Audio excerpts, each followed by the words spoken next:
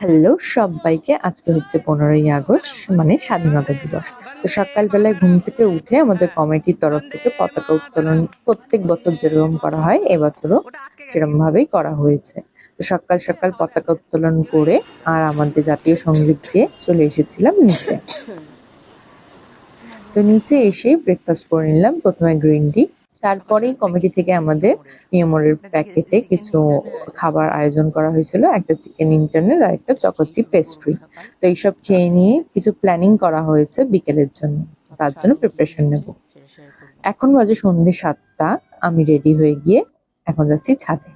এসে দেখি দুই বৌদি মিলে কাজ শুরু করে দিয়েছে, একজন সবজি কাটছে আর একজন রসুন ছিঁড়াচ্ছিল। আর এইদিকে আকাশটা আজকে বেশ পরিষ্কার ছিল, আমরা সকলে এখানে বসে হই হই করতে করতে মজা করতে করতে কাজ করছিলাম। এদিকে চিকেনটাও প্রিপেয়ার করে মানে মোটামুটি ম্যারিনেট করে রাখা, আর এদিকে ডিমের প্রিপারেশনটাও ম্যারিনেট করা ছিল। আর এইদিকে অন্ধকারের মধ্যে দীপদা ভাজছিল বেগুনি। তো কারণ সব মানে বিকেল বেলায় আমাদের প্রথম খাবারটাই ছিল চা আর বেগুনি, আর এই হচ্ছে সুমনদা।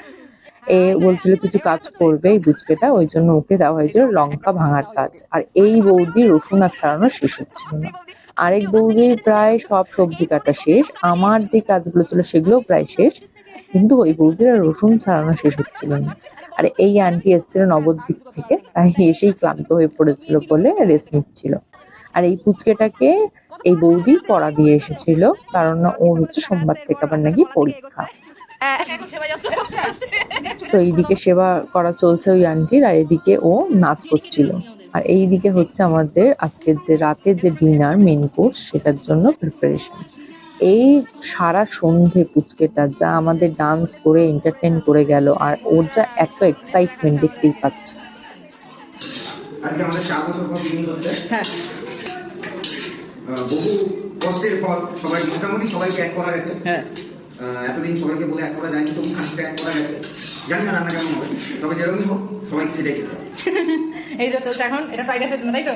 একদম। আর এটা চিকেন, এটা চিকেন হচ্ছে হয়ে গেছে। আর খানিকক্ষণের মধ্যে আমাদের খাবার সার্ভ হবে। ব্যাস। এইদিকে প্রায় চিকেন বানানো কমপ্লিট। আর এইদিকে এই আন্টি আবার স্যালাড কাটতে বসেছে, কারণ রান্না প্রায় শেষের দিকে, কিছুক্ষণের মধ্যেই আমাদের খাওয়া দাওয়ার পর্ব শুরু হবে।